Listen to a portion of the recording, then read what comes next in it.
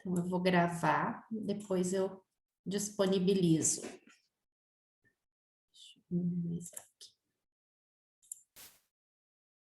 Só vou pedir, então, que todo mundo deixe os microfones desligados, mas durante a fala, se quiserem abrir para fazer colocar algum posicionamento, colocar o ponto de vista de vocês, podem abrir, tá?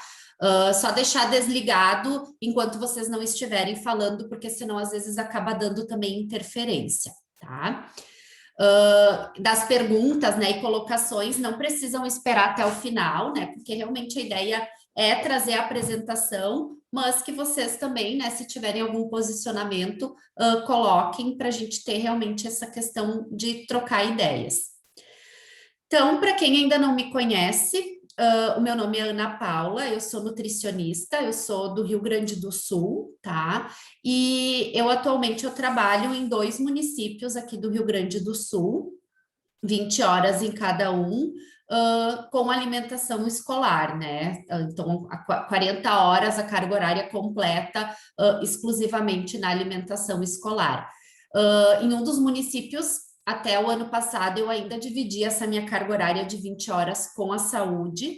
Então, a partir desse ano, no final do ano, né, fui lá e coloquei, né, dessa minha vontade de querer ficar em somente uma secretaria, e coloquei a preferência pela alimentação escolar, porque como no outro município eu trabalho com alimentação escolar, então para fazer, né, todo o tempo a mesma coisa, então acabei, né, então esse ano ficando com essas 8 horas a mais na educação também, tá?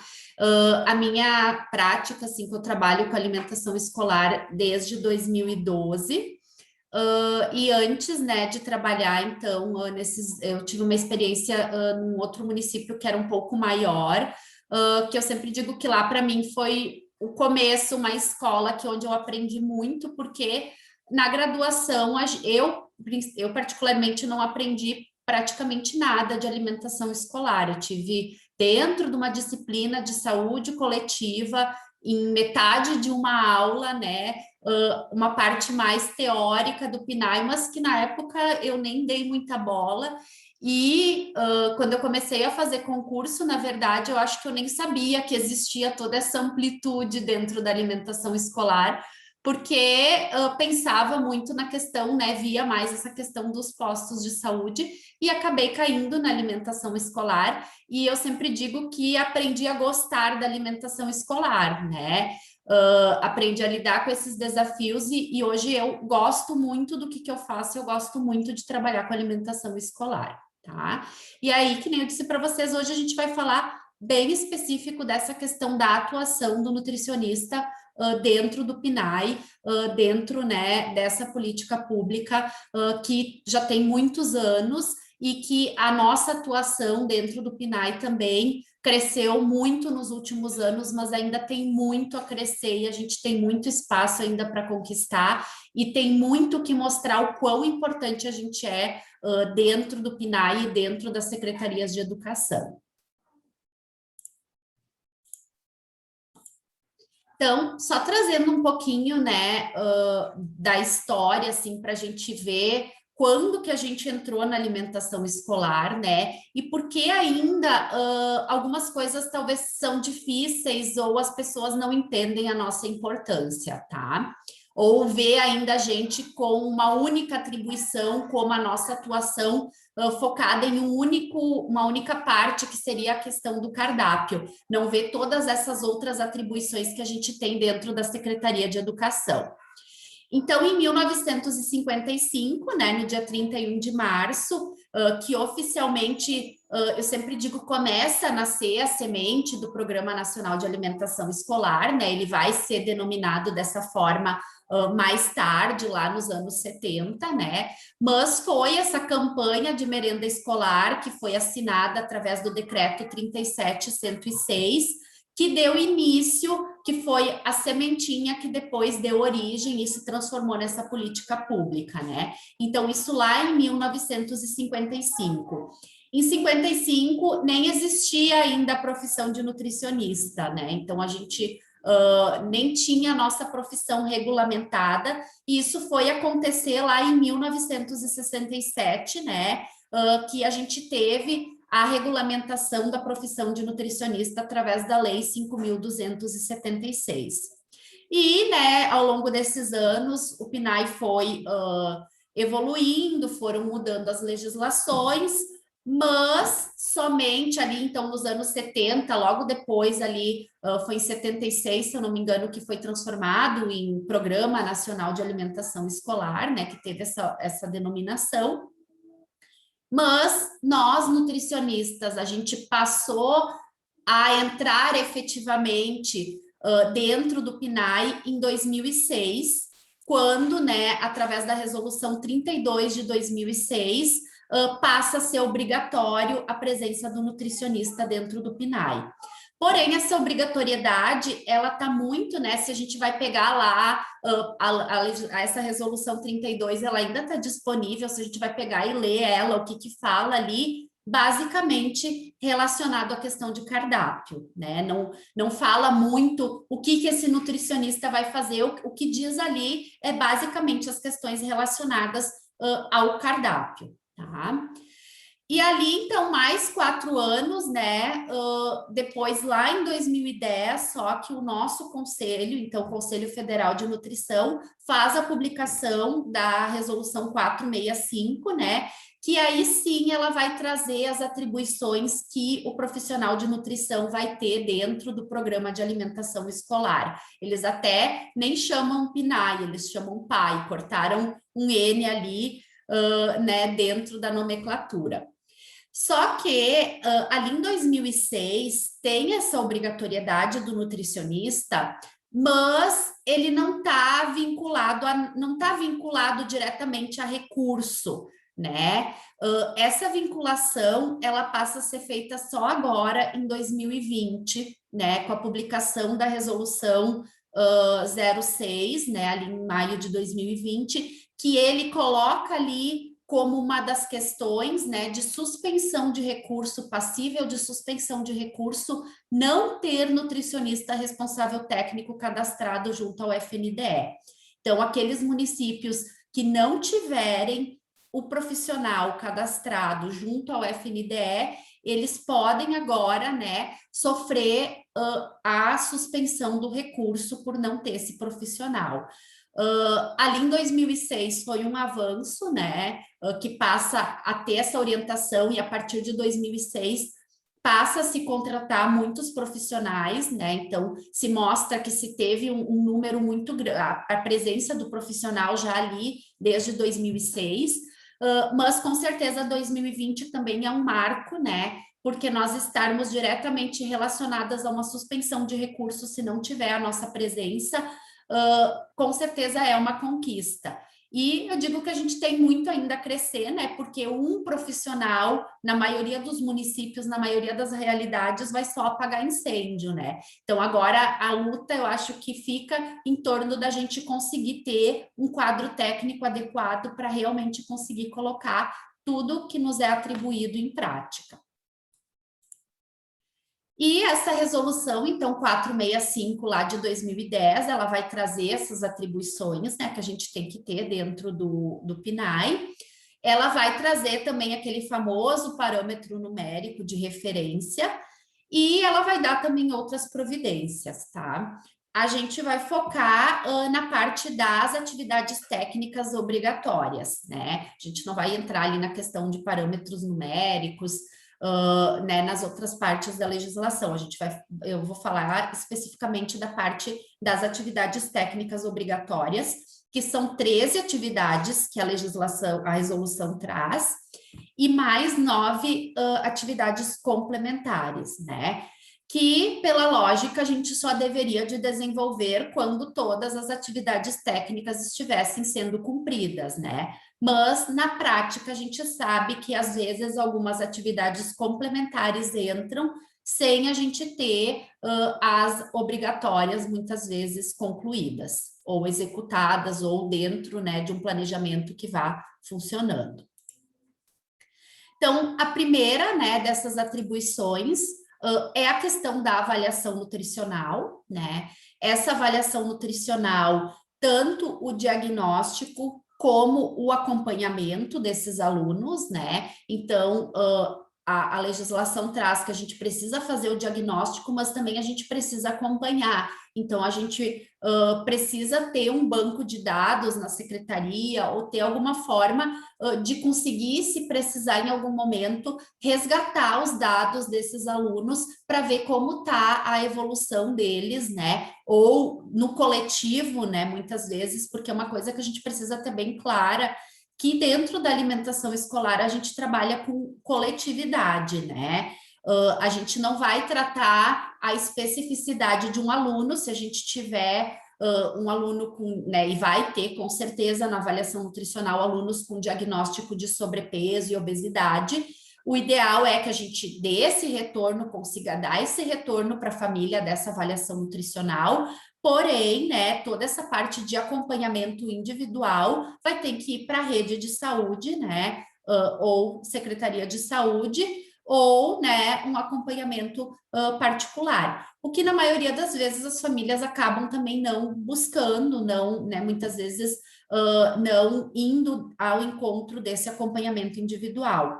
Eu falo pela minha experiência, como eu disse, que em um dos municípios eu fazia educação e saúde, e desses retornos, né, que a gente dava para os pais, em torno de 1%, às vezes nem isso, das famílias iam buscar atendimento no posto de saúde, né? Que como é um município pequeno, a única porta que eles tinham, né, era o posto de saúde, então dificilmente eles iam buscar um profissional particular. Então ainda tem isso que as famílias às vezes também não vão buscar esse acompanhamento individualizado.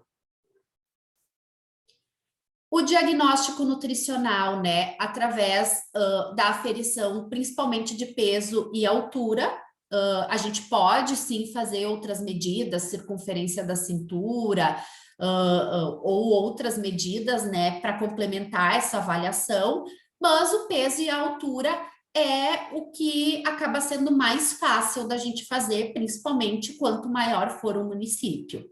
E a classificação, então, desse estado nutricional, né? Eu preciso medir o peso e a altura e classificar para ver como estão esses alunos da minha rede municipal ali ou estadual de ensino.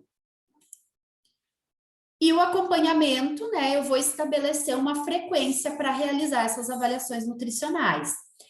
Não existe, né, nem ali na 465, nem nas legislações do PNAE, algo que diga, tem que fazer uma avaliação por ano, tem que fazer 2 avaliações por ano, tem que fazer avaliações a cada 3 meses. A gente sabe, né, que tem períodos da vida que as crianças têm um crescimento mais intenso, mas essa frequência, né, de avaliação vai depender muito da realidade onde eu estou trabalhando e se eu tenho alguém ou não para me auxiliar. Eu normalmente acabo fazendo uma vez por ano e ainda com auxílio dos professores de educação física nas escolas de ensino fundamental, né? Que eles acabam muitas vezes já realizando essa avaliação de rotina, né? Então, o que acontecia muitas vezes era uma avaliação dupla.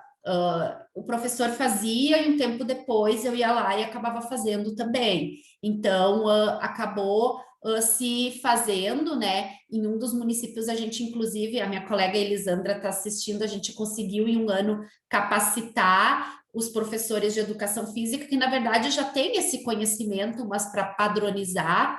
E a gente tentou isso na educação infantil também com os monitores. Porém, é mais difícil porque elas não têm o conhecimento técnico, né? Os profissionais de educação física, eles já fazem isso na rotina, então acaba sendo mais fácil. Na educação infantil, a gente via que vinha muito dado errado, né? Pela avaliação que a gente fazia, eram dados que não nos davam confiança da gente utilizar eles. Então, acaba que na educação infantil, o planejamento é que a gente volte a fazer essa avaliação. E no outro município que eu trabalho, como é pequeno, é mais fácil de fazer, né? Então, acaba fazendo da educação infantil e no ensino fundamental, então, com esse auxílio dos professores de educação física. E o objetivo dessa avaliação nutricional é justamente nos possibilitar conhecer o perfil nutricional desses alunos que são atendidos pela alimentação escolar. Até mesmo para algumas vezes a gente está embasando, né, algumas questões, até mesmo de cardápio. Eu não vou oferecer daqui a pouco comida de panela, né, que agora pela nova legislação, se a gente vai ver para fechar todas as recomendações, a gente precisaria oferecer numa frequência, né, de no mínimo 3 vezes por semana. Então, mas daqui a pouco eu vejo que oferecendo a comida de panela é um momento que aqueles alunos, eles comem de uma maneira exagerada. Claro que a gente vai ter que trabalhar isso com os alunos, mas isso pode também justificar, eu tenho um alto índice de excesso de peso, eu estou trabalhando essa questão quantitativa com eles no horário do lanche, então por isso eu não vou, nesse primeiro momento, oferecer 3 vezes por semana, eu vou começar oferecendo uma só, e quando eu ver que nessa uma vez por semana eles conseguem comer, né, de uma maneira mais controlada, eu vou aumentando. Então, eu vou usar a minha avaliação nutricional como uma justificativa, né, para fazer esse embasamento de, num primeiro momento, não oferecer tantas vezes determinado alimento. E também, muitas vezes, para sensibilizar tanto, né, os gestores, como também a minha comunidade escolar, para eles verem que o quanto de crianças com excesso de peso, né, que é a realidade da maioria dos municípios, a questão do excesso de peso. Então, o quanto que isso está presente no meu município, que não é só nas propagandas, não é só na mídia que as crianças estão com excesso de peso e obesidade, que a gente tem essa realidade próxima da gente também, e é dever de todos, né? Muitas vezes tem essa justificativa, mas em casa os pais não cuidam. Mas as crianças passam uma boa parte do tempo sob os cuidados da escola. Então, acaba sendo um dever conjunto, né? A gente também acaba tendo que trabalhar, e às vezes muito mais do que a família, na questão da prevenção do excesso de peso e da obesidade. Tá? Então, possibilitar conhecer como está o perfil nutricional desses alunos que eu estou atendendo. Eu preciso considerar, né, o local onde vai ser feita essa avaliação, sempre, né, comunicar antes, né, a diretora ou, né, alguém ali, a secretária, quando a escola tiver para organizar isso. É legal ter autorização dos pais para fazer essa avaliação nutricional, né? Porque como os pais vão receber esse retorno da avaliação, daqui a pouco, né, pode gerar algum desconforto, ou ele dizer, eu não queria que avaliasse meu filho, não queria que fizesse avaliação. Então, é importante daqui a pouco na matrícula ter uma ficha que a diretora vai dizer, uma vez por ano é realizada a avaliação nutricional, vocês vão receber o retorno, para que esse pai assine e esteja ciente.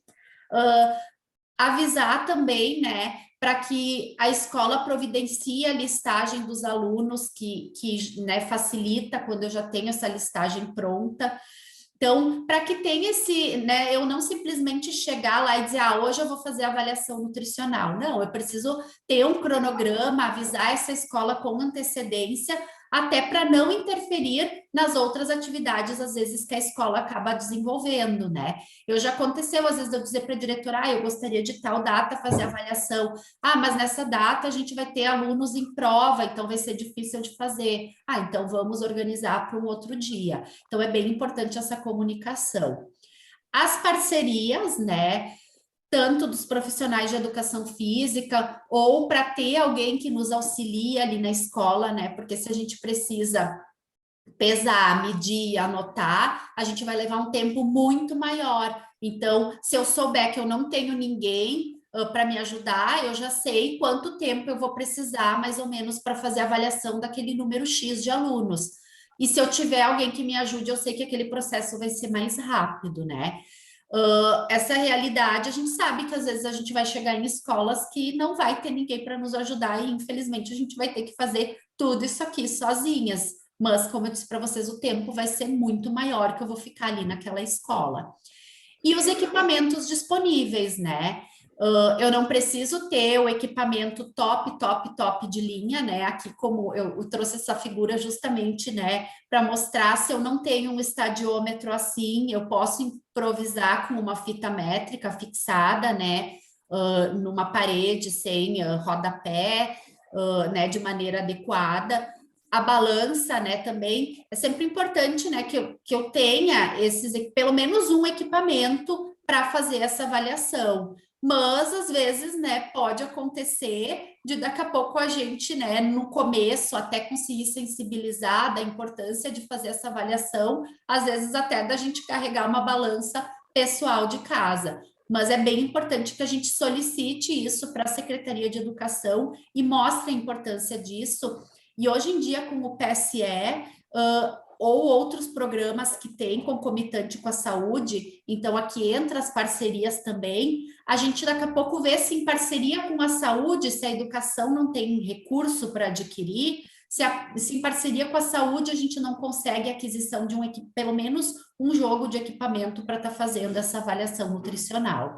E até mesmo com os profissionais da saúde também, né? Se eu tenho nutricionista na saúde ou um técnico em enfermagem que daqui a pouco possa também me auxiliar.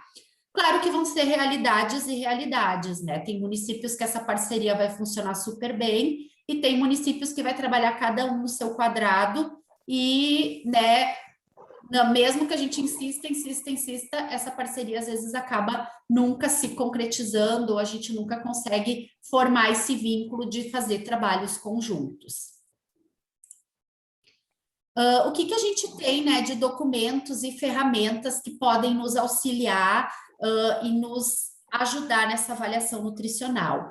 A gente tem, né, esse programa, o ANTRO, que é da Organização Mundial da Saúde, ele tem o ANTRO, que é de crianças de 0 a 5 anos, e o ANTRO Plus, que tu consegue fazer avaliação até a adolescência, tá? Ele é um programa gratuito, é só baixar no site ali da Organização Mundial da Saúde.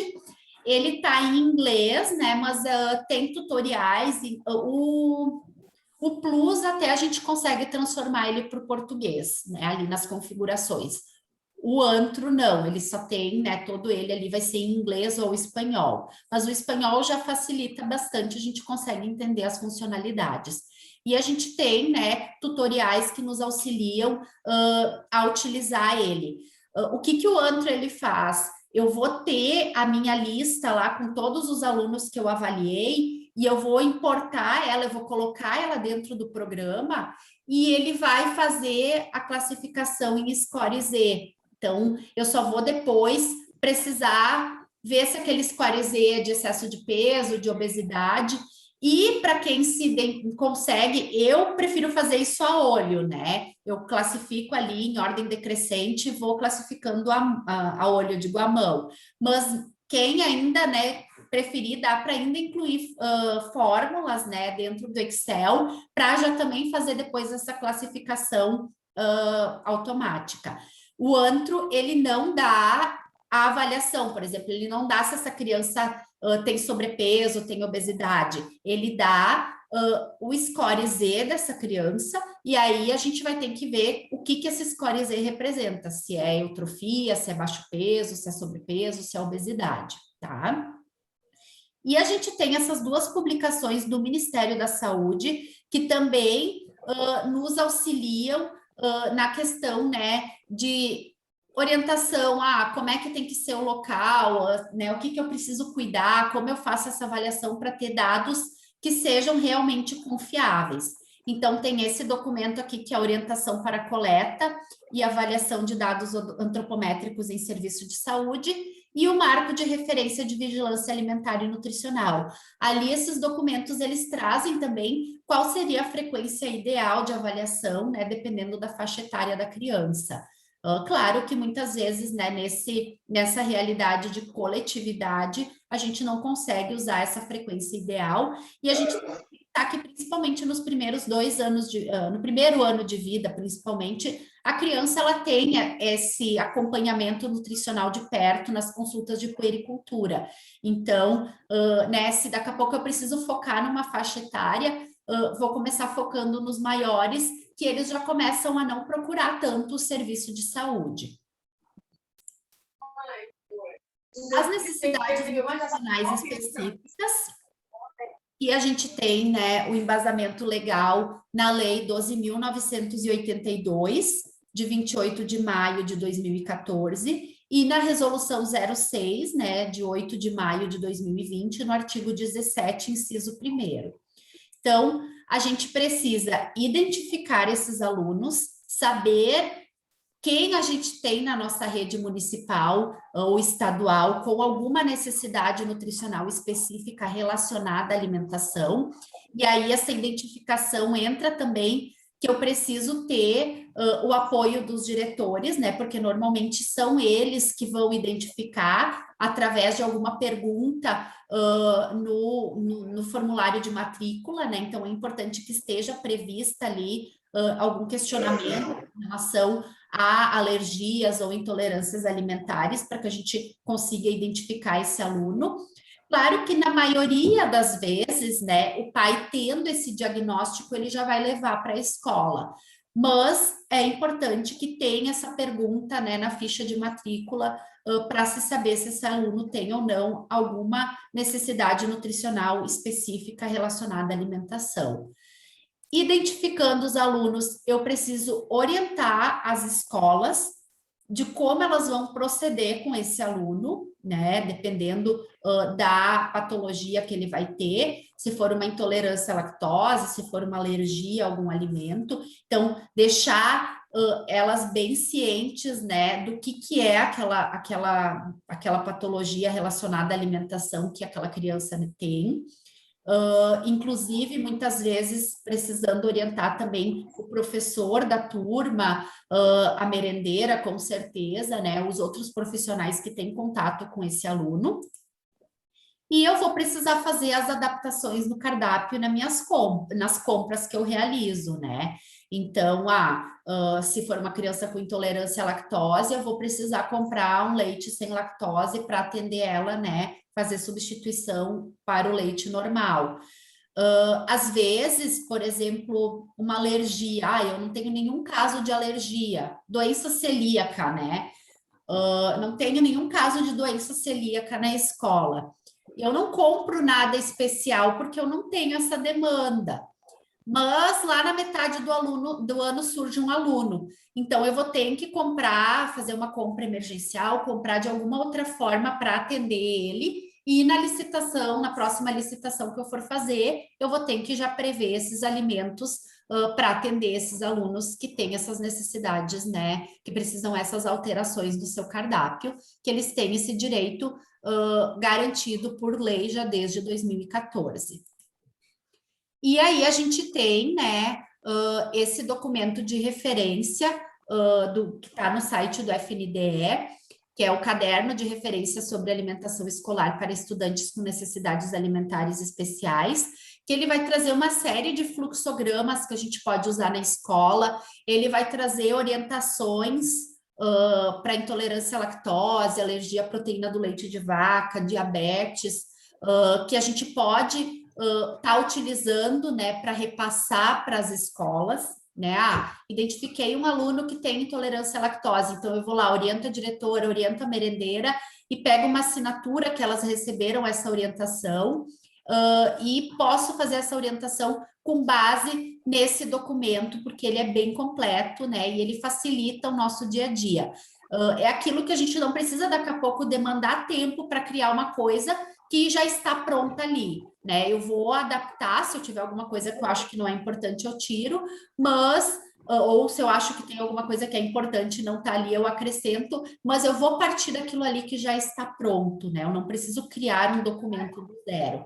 E o FNDE, ele tem alguns documentos já criados para facilitar o nosso dia a dia, para facilitar um pouco essa nossa rotina e que a gente consiga colocar essas atribuições que nos são previstas em prática. Então, a terceira atribuição seria a parte dos cardápios, tá? O que precisa ser feito, né? Eu preciso planejar esse cardápio, então fazer um planejamento dele, elaborar ele, que seria efetivamente colocar aquele planejamento em prática, acompanhar esse cardápio, se ele está sendo executado, se ele está realmente, se o que eu planejei e eu elaborei está de fato acontecendo, e eu preciso avaliar esse cardápio para ver se ele está sendo ou não aceito pelos meus alunos. E aí é importante, né, eu observar, quando eu vou elaborar esse cardápio, o meu diagnóstico nutricional e as referências nutricionais que o FNDE nos dá para a elaboração desses cardápios.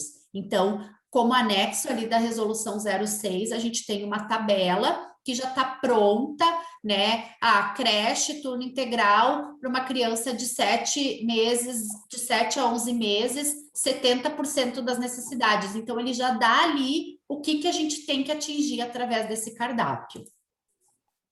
E a resolução 06 também, do artigo 17 ao artigo 22, ele fala como tem que ser esses cardápios. Então, ele dá as diretrizes de como a gente precisa elaborar esses cardápios e foi, né, uma das grandes alterações que a resolução 06 trouxe.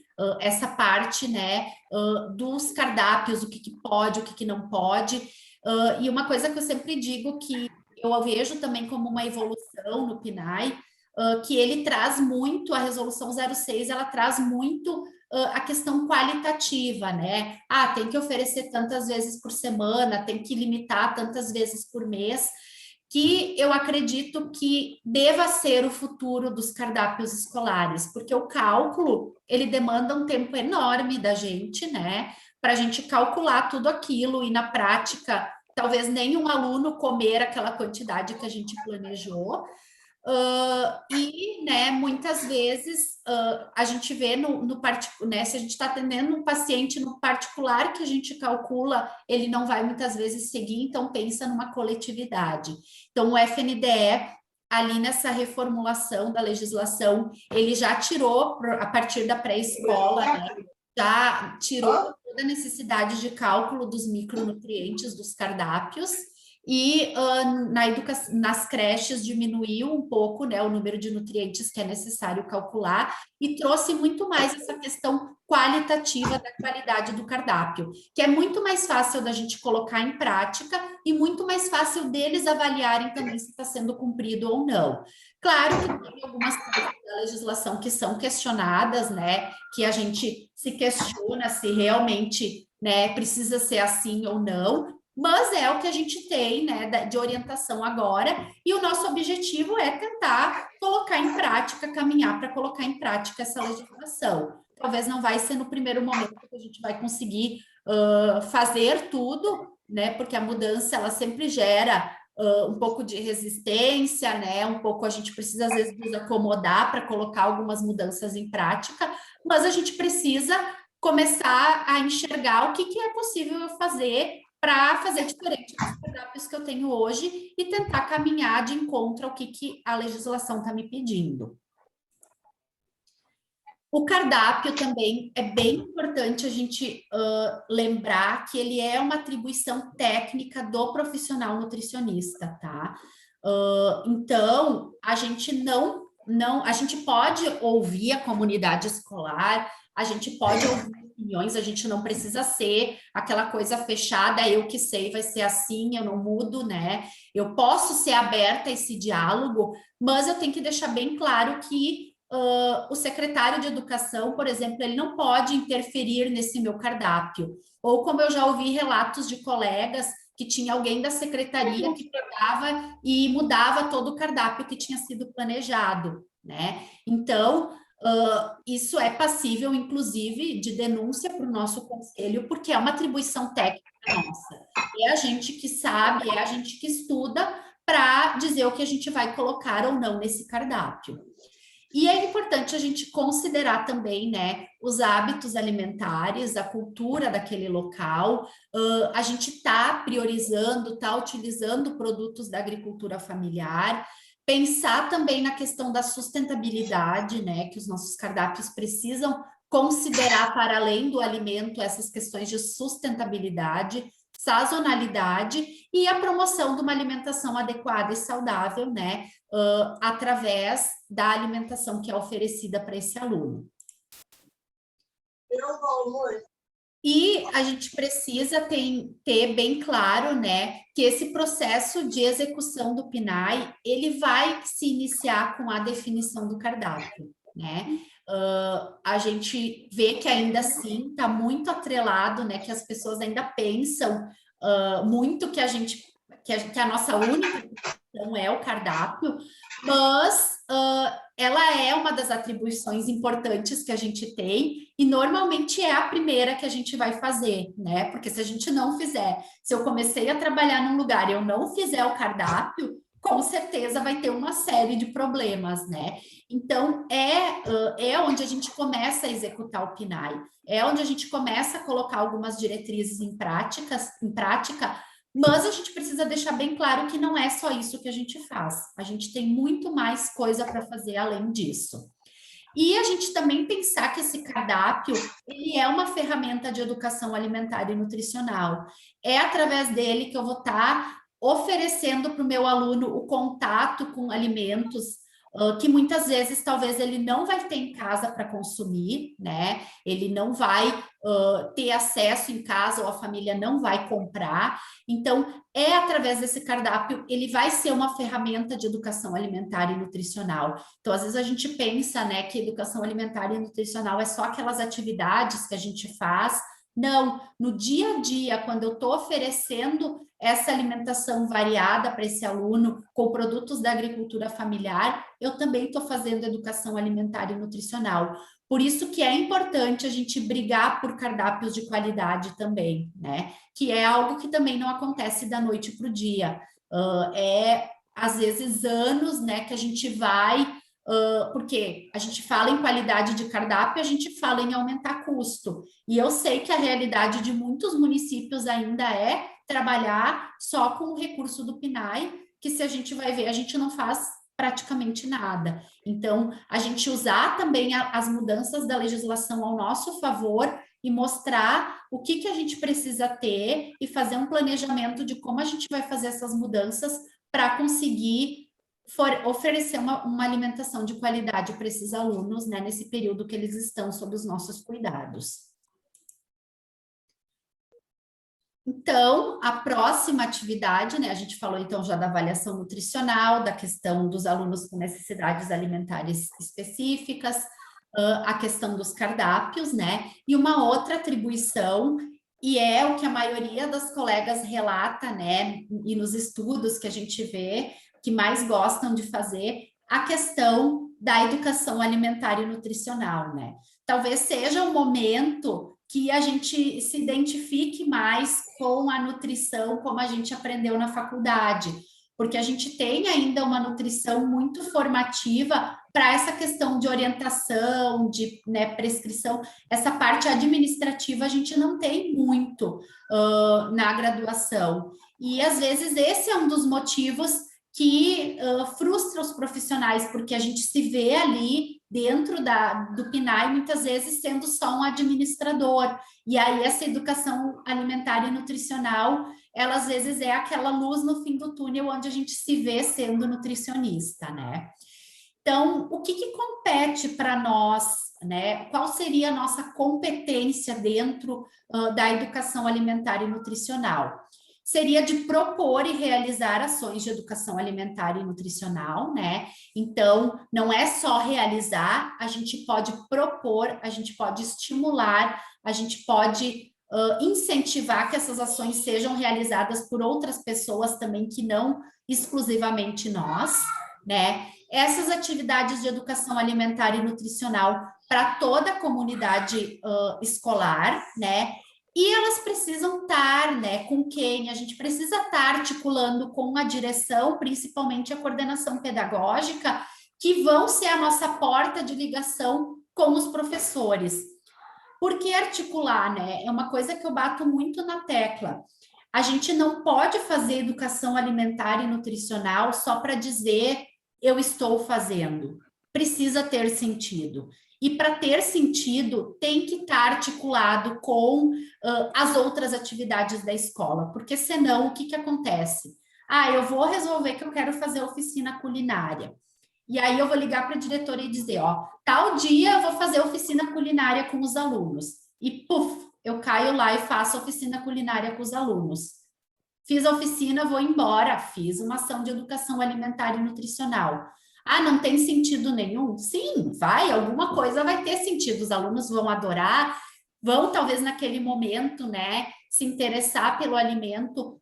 Mas se não tiver um antes, não tiver um depois, vai ficar numa ação isolada e que muitas vezes eu não vou ver resultado dessas minhas ações, tá? Então, ela precisa, para ela ser efetiva e para que ela realmente aconteça, ela precisa ser articulada com a direção e precisa ter o envolvimento e que eles acreditem também nessa educação alimentar. E que não é fácil, né? A gente sabe que não é, porque muitas vezes eles não vê isso como importante ou não tem ainda devida importância para esse assunto.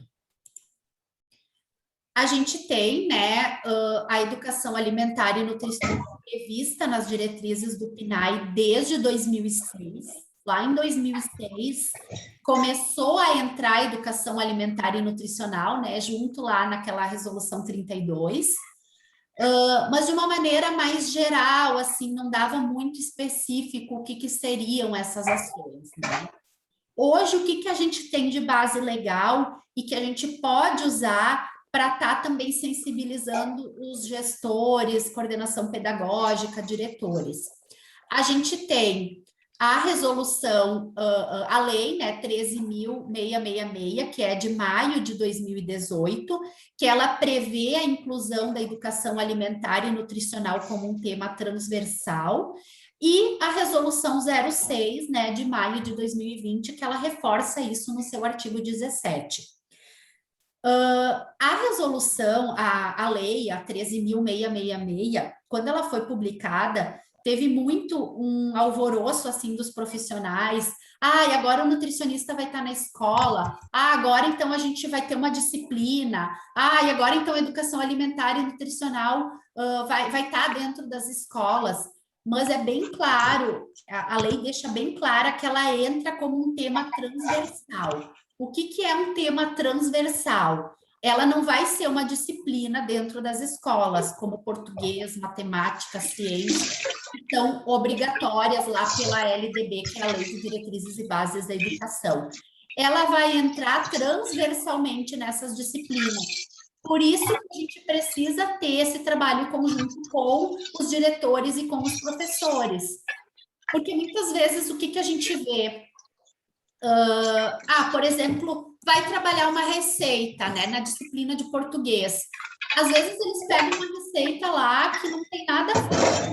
Então, essa receita poderia ser uma receita saudável, né? Poderia ser uma receita trabalhando a questão das diretrizes do PNAE ou trabalhando a questão do guia alimentar. Outra questão, né? Pirâmide alimentar, guia da população brasileira. A gente sabe que a pirâmide ela tem caído em desuso nos últimos anos, mas a gente ainda vê muitos professores usando a pirâmide alimentar. Eles usam usam porque, eu sei que tem que usar o guia e eu quero usar a pirâmide? Não, porque eles muitas vezes nem sabem que existe um guia alimentar para a população brasileira. Então, a gente precisa criar formas, ampliar esse olhar e ver uma forma de chegar até esses professores para dizer para eles aonde eles podem se embasar para trabalhar alimentação e nutrição e para que eles também quebrem um pouco o gelo, porque parece que nutricionista, né, a gente está lá meio deslocado, não, às vezes eles têm até, quando a gente vai para a escola, às vezes até um pouco de medo, vem aqui só para fiscalizar, ou, né, que nem esses dias a gente escutou, as professoras acham vocês umas bruxas, porque vocês são aquelas que proíbem tudo, então elas não entendem, às vezes, o porquê de certas coisas que são solicitadas. Então, como que a gente vai facilitar essa comunicação e fazê-las entenderem que o que a gente está pedindo é para o bem desses alunos, é porque a gente está querendo a saúde desses alunos, tá? Então, a gente precisa considerar que essa educação alimentar e nutricional, ela é um tema transversal, ela precisa ser contínua e permanente, então, a partir do momento que a gente consegue incluir ela como um tema transversal, ela vai se tornando mais contínua e permanente. Ela é multiprofissional, né? Ela não é só nossa, não é só nossa da nutrição. A gente precisa ser um facilitador e sim, a gente pode realizar ações, né? Não é agora o nutricionista não pode mais fazer nada. Não, a gente pode, mas a gente precisa ter esse trabalho conjunto com os demais profissionais. E o objetivo dela é estimular a adoção voluntária de práticas alimentares saudáveis.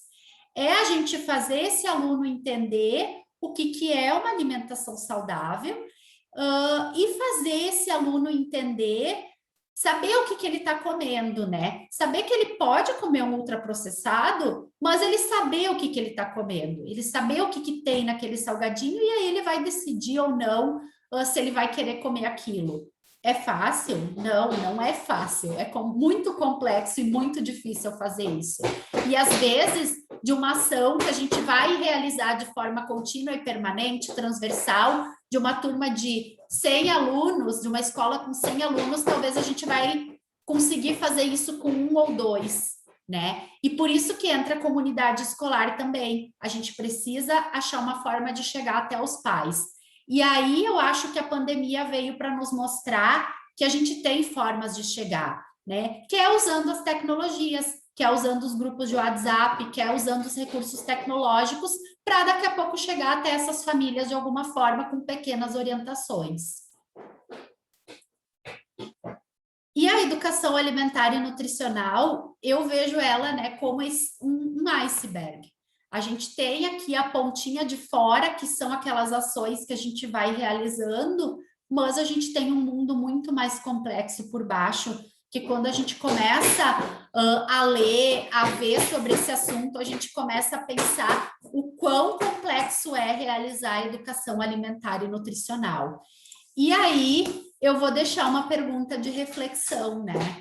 Qual é o meu papel enquanto nutricionista do PNAE na educação alimentar e nutricional? O que compete a mim? Qual é o meu papel? O que eu devo fazer para estimular essa educação alimentar e nutricional, né? Eu tenho a minha opinião que se eu quiser fazer sozinha, eu não vou conseguir, que eu preciso de parceiros. E agora o meu segundo passo é como que eu vou conseguir chegar nesses parceiros, porque também não é fácil, né? Não é assim, eu quero a parceria dos professores e todos lindos, maravilhosos vão topar o que eu estou fazendo. Não, a gente sabe que não é assim. Então, a gente tem que fazer uma construção nesse sentido. Outra atividade, fichas técnicas de preparo, né? Que vai ser um instrumento gerencial de apoio operacional pelo qual a gente vai fazer o levantamento de custos, ordenação do preparo, cálculo do valor nutricional da preparação, né? É uma ferramenta muito importante que a gente tem para apoiar o nosso trabalho, para padronizar as receitas, né? Para que eu tenha a parte de compras, que eu saiba que quando eu estou botando um pão no cardápio, que elas vão usar o óleo de soja, e não que uma escola vai usar óleo de soja, outra vai usar banha, outra vai usar manteiga, outra vai usar margarina, cada merendeira vai usar a gordura que bem entender. Então, é o primeiro passo, né? Às vezes a gente fala, eu preciso calcular cardápio. Só que eu só vou conseguir calcular um cardápio mais real, né? Com menos diferenças, quando eu tiver a ficha técnica, quando eu tiver as minhas receitas padronizadas.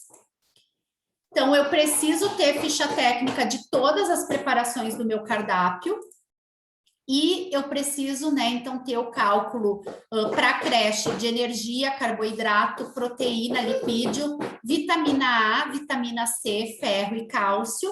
E para pré-escola, ensino fundamental e médio, energia, carboidrato, proteína e lipídio. Tá? Então, isso aqui foi uma alteração que a gente teve com a resolução 06 de 2020 e tanto, né, para a ficha técnica como para o cardápio são esses nutrientes que eu preciso calcular de acordo com a modalidade de ensino. A gente tem duas ferramentas, né, documentos e ferramentas que nos auxiliam. O Plup&I, que ele vai fazer o cálculo de cardápio e de fichas técnicas, e no site do FNDE a gente tem modelo de layout para cardápio e para fichas técnicas.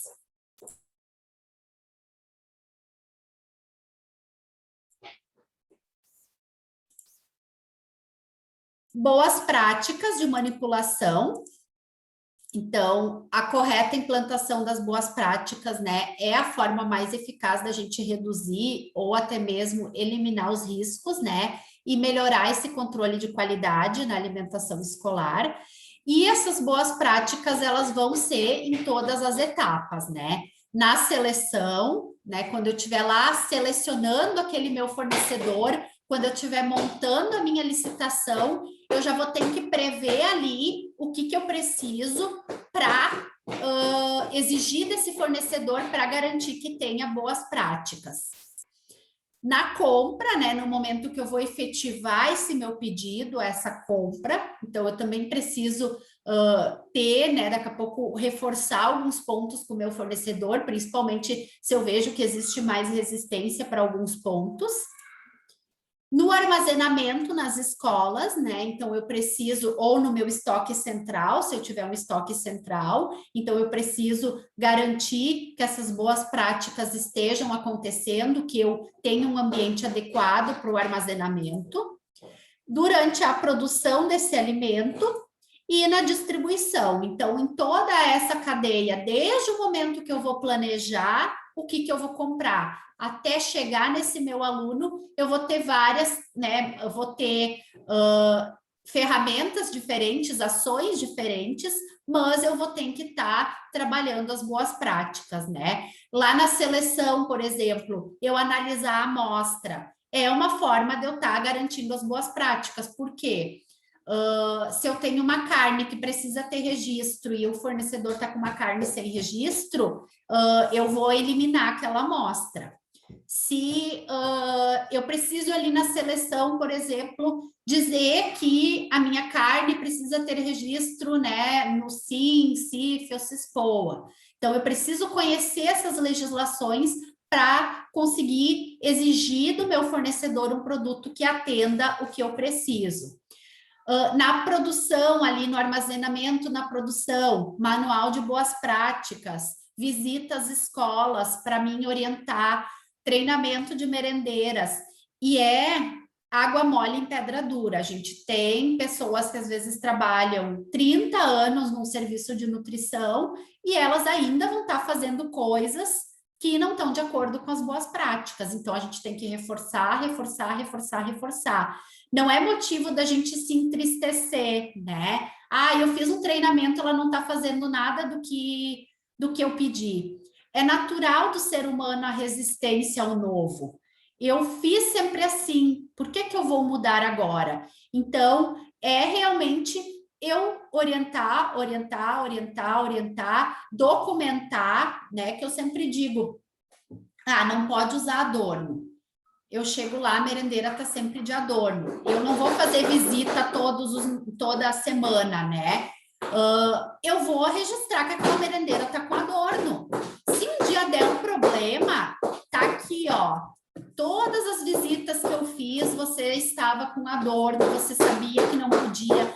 Eu sempre digo que a gente precisa, a gente às vezes, o que é uma coisa que entristece a gente na alimentação escolar, que a gente às vezes toma dores para nós que não seriam nossas, né? O meu papel, ele vai até orientar a pessoa. Se a pessoa não faz, eu não posso ir lá. Por exemplo, ela não está seguindo o cardápio. O que eu vou fazer? Eu vou documentar, eu vou deixar registrado, eu vou orientar, mas eu não posso ir lá e fazer o cardápio por ela. Se eu chego na escola, a geladeira está sempre suja. Eu vou orientar, vou registrar, vou orientar, vou falar para o secretário, vou falar para a diretora, mas eu não posso ir lá limpar aquela geladeira, não é atribuição minha. É uma atribuição de outra pessoa, o meu papel é técnico de estar orientando ela. Então, às vezes a gente toma esses problemas para nós e isso vai entristecendo a gente. Então, a gente tem que saber separar até onde vai o limite, o que é atribuição nossa e o que, que é a atribuição do outro, e ele está orientado e ele não quer executar, às vezes, por uma resistência dele que acha que não é necessário. E a gente sabe que quando a gente trabalha com seres humanos, isso acontece, em menor ou em maior escala. As boas práticas, né? O que, que a gente tem de legislação? A RDC 216, que ela é de 2004,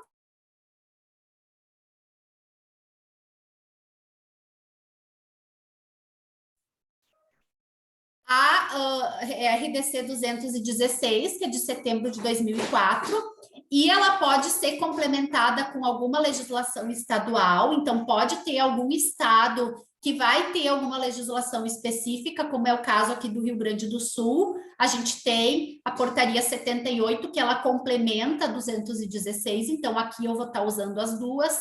Eu sei que São Paulo tem também, né, uma legislação específica, Distrito Federal, então, quando eu tiver uma legislação específica, né, do meu estado, eu vou estar utilizando ela também. E eu preciso olhar a parte de legislação de alimentos no Ministério da Saúde, né, na Anvisa, e no Ministério da Agricultura. Então, se aquele alimento ele tem alguma legislação específica, né, para mim estar atendendo ele, e que eu vou estar usando essa legislação tanto lá no momento da seleção, quando eu vou pedir o que eu preciso comprar, como depois também, né, no momento que eu vou estar fiscalizando essas entregas.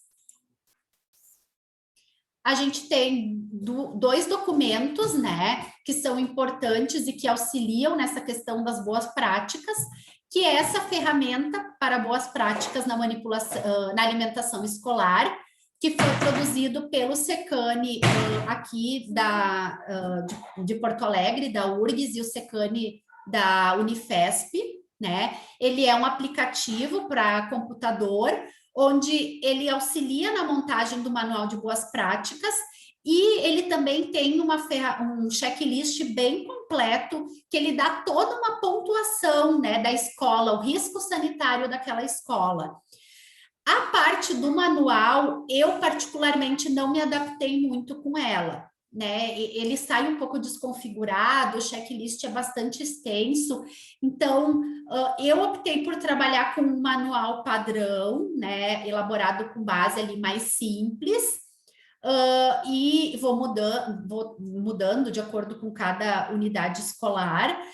Mas, né, dá para também montar o manual por ali, que eu vou preenchendo todo o checklist, e daí ele gera os arquivos, mas eu preciso formatar esse arquivo, ele sai desconfigurado, eu não posso só pegar aquilo ali e considerar que é o meu manual. Mas essa ferramenta que dá a pontuação é muito boa, porque eu posso, por exemplo, desenvolver um projeto de boas práticas e aplicar ela no início e no fim. É uma forma de eu medir se realmente está sendo eficaz aquela minha ação. Ou, por exemplo, eu entro num município, né, que eu sei que tem muitas colegas que estão iniciando agora. Eu entro no município, eu aplico essa ferramenta, aplico esse checklist nas minhas escolas, e depois, no final do ano, eu aplico de novo, e eu vou lá mostrar para o gestor, eu fazendo isso, eu conseguindo visitar as escolas, eu fazendo esses treinamentos de tanto em tanto tempo, olha como melhorou a questão sanitária das nossas escolas, né? Então, é uma ferramenta legal para a gente estar comparando. E tem esse material aqui que pode nos auxiliar na formação dos manipuladores de alimentos, que ele traz dinâmicas, que ele traz algumas atividades, na verdade, várias atividades, porque ele é um material com quase 130 páginas, se eu não me engano. Então, ele pode nos auxiliar para fazer com que essas formações elas sejam mais dinâmicas também, e não fique muitas vezes só aquela questão mais expositiva da gente ali, só o nutricionista falando, e que às vezes se torna mais cansativo para elas. O teste de aceitabilidade, né, que é outra atribuição que a gente precisa desenvolver. A gente precisa, então, planejar esse teste, coordenar ele e supervisionar, tá? Então, a gente precisa participar de todas essas etapas. A gente não precisa necessariamente aplicar ele, eu posso capacitar as escolas, posso capacitar, né, o pessoal das escolas, posso formar kits né, para avaliação, para teste de aceitabilidade, e simplesmente, né, hoje tem um alimento novo, a escola sabe fazer, eu dizer, ó, tal dia eu quero que vocês apliquem o teste de aceitabilidade desse alimento e me mandem os resultados. Claro que no início, se a escola não tem hábito de fazer, no início é importante que eu participe junto, né? Mas depois que elas pegam, né, a forma de fazer esse teste de aceitabilidade, pode ser um trabalho conjunto. E quando eu preciso aplicar? Quando eu introduzo um novo alimento no cardápio, né? Então, se eu vou colocar um alimento novo, eu preciso aplicar esse teste de aceitabilidade. Quando eu tenho qualquer alteração que seja inovadora no preparo desse alimento, então, por exemplo, eu uso peixe frito no meu cardápio, né? Então, estou usando peixe frito, nunca usei ele de outra forma. E eu quero testar uma receita dele assado. Então, eu tenho uma alteração nessa forma de preparo, então eu preciso ver se o peixe assado ele vai ter a mesma aceitação do meu peixe frito. Então, eu teria que aplicar esse teste de aceitabilidade.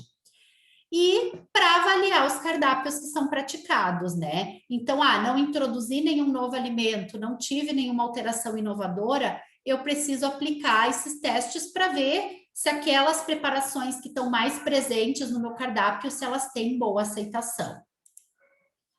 E a gente tem, então, dispensado, né, quem não precisa, para quem a gente não precisa aplicar esse teste de aceitabilidade, para os alunos da creche, que é de 0 a 3 anos, e para frutas ou hortaliças, ou as preparações que sejam compostas, né, na sua maior parte por frutas e hortaliças. Então, eu não preciso aplicar teste de aceitabilidade para esses alimentos, porque justamente o objetivo é a gente tentar introduzir eles no cardápio, né? Então, por exemplo, os alunos não comem banana, né? Então, eu vou tirar a banana do cardápio, eu fiz o teste de aceitabilidade, deu aceitabilidade baixa, eu vou tirar.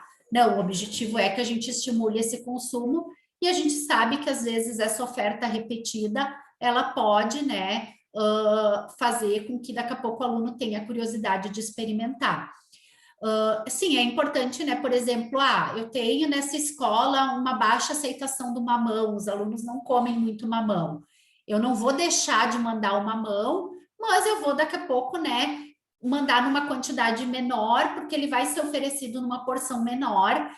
Eu não vou obrigar que se ofereça, né? Eles têm que comer o mamão. Não, eles vão ter o contato visual com aquele alimento, mas eles vão ter a opção de uma outra fruta, né, se tem uma resistência maior ao mamão, por exemplo, que é a realidade que eu tenho numa escola de educação, numa creche, que as crianças não têm muita aceitação, né? Mas eu sempre digo, a solução não é a gente deixar de mandar, principalmente na creche, né? Que é onde eles estão formando esses hábitos alimentares. E aí, como fazer, quais metodologias usar, como interpretar esses resultados, tudo isso a gente tem nesse documento, nesse manual de aplicação de teste de aceitabilidade, né, do FNDE. Agricultura familiar, né, qual é o objetivo, né, o que a gente precisa fazer enquanto nutricionistas com a agricultura familiar? É esse trabalho de interação com os agricultores, é conhecer o que eu tenho no meu município para que eu possa inserir esses produtos na alimentação escolar, né? Se eu não sei o que tem, às vezes esse produtor não vai lá bater na minha porta e dizer, Nutri, eu tenho melão para te vender, né? Eu digo não vai bater a porta. Quando a gente já tem isso estruturado, sim, eles vêm nos dizer. Mas quando a gente não tem, né? Eu preciso começar a ir atrás e mostrar para esses agricultores que existe esse campo, que tem um lugar que eles podem comercializar, que é um lugar certo, né? Claro que agora com a pandemia nem tão certo assim, e eu acho que a gente vai ter um impacto na questão da agricultura familiar, porque daqui a pouco vai ter essa desconfiança dos agricultores, né? Da produção, porque a gente não sabe se volta, se não volta, se vai ter aula, se não vai ter aula. Então, eles também ficam planto, não planto, né? Vou conseguir vender isso depois ou não. Então, talvez a gente vai de novo ter algumas resistências nessa questão da agricultura familiar, como resultado, né, da pandemia. Mas, né, eu preciso conhecer, eu preciso me comunicar com esse agricultor familiar e aí as coisas começam a ficar um pouco mais fáceis.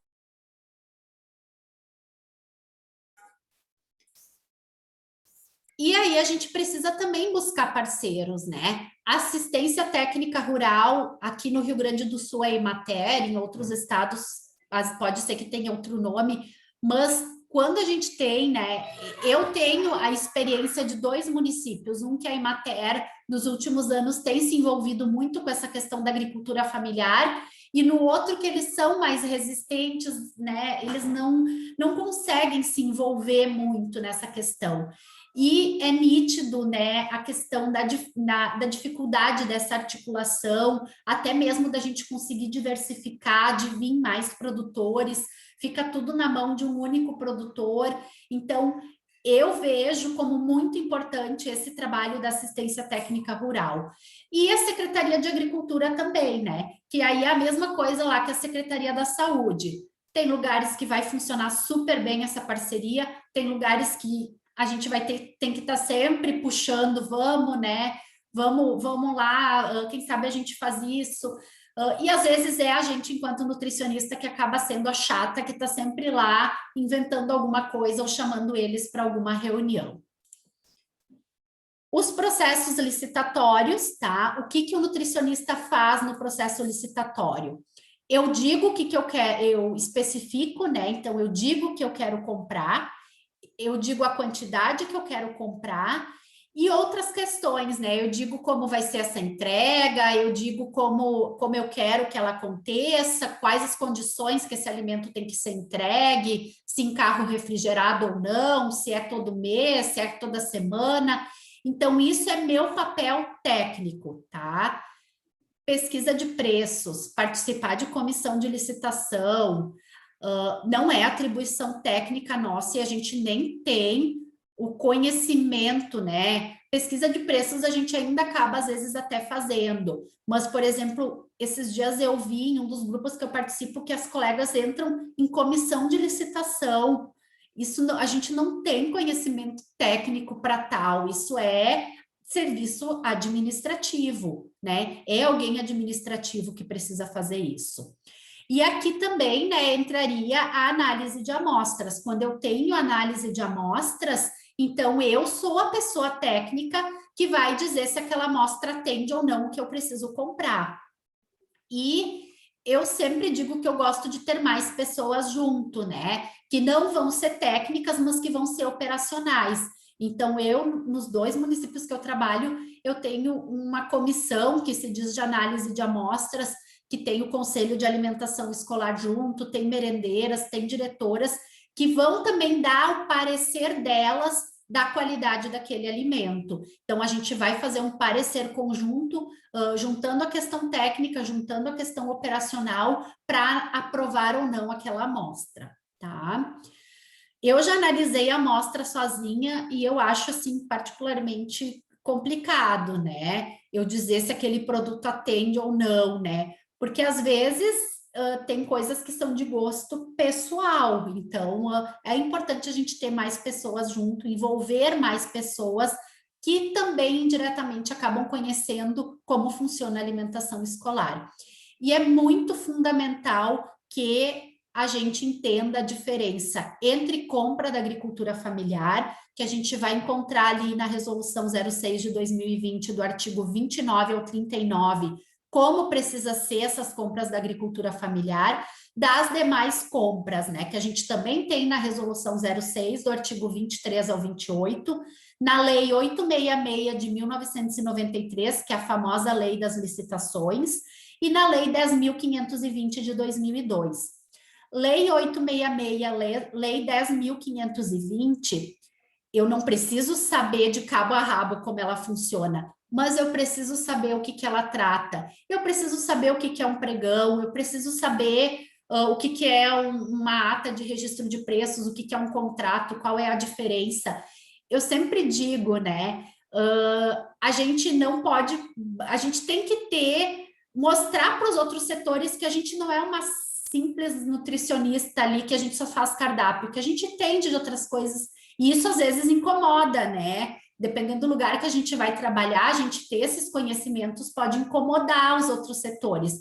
Mas não ter esse conhecimento para dizer eu sei mais que tu, mas para mostrar que eu sei o que, que é um pregão, né? Eu sei, eu digo que eu sei a base de como ele funciona. Então, a gente ter esse conhecimento e buscar ele. O plano anual de trabalho, tá? Que é outra atividade que a gente tem que desenvolver, que ele vai ser um esboço, né? De todos os objetivos, de tudo que a gente precisa, que a gente quer fazer, né? E como a gente vai alcançar isso. Então, vai ser um planejamento das nossas ações e ele vai auxiliar, né, na organização das atividades que precisam ser desenvolvidas ao longo do ano letivo, tá?